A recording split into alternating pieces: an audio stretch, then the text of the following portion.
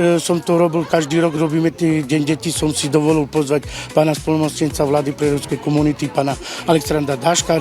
Máme tu nášho splnomocnenca! Pána Daška!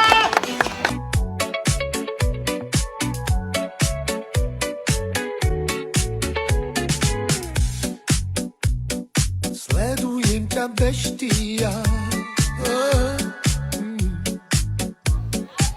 Som tvoja droga, som tvoja skaza. Dýchaj pomaly, nie je cesty späť. Všetkých detí poprosím tu dopredu. Chcel by som vám predstaviť nášho splnomocnenca vlády pre rómske komunity, pán Alexander Daško. Poďte, že by ste ho spoznali, deti. Poďte sem. Poznáte toho tu pána? Nepoznáte, hejže.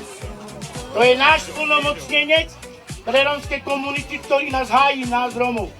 Tak dobrý deň, priatelia. Ja v prvom rade chcem poblahoželať všetkým deťom, a nielen ktorí sú tu, ale všetkým deťom na svete. Nech sa majú lepšie a lepšie a lepšie. Lebo, tak ako sa hovorí, deti sú budúcnosť.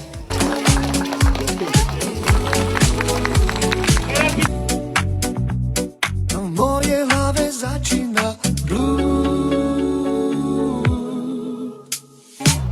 Poď si bližšie, cítim ten žiar. V noci sa mi sníva, ja som sa. Tak priatelia, som v obci Švedlár.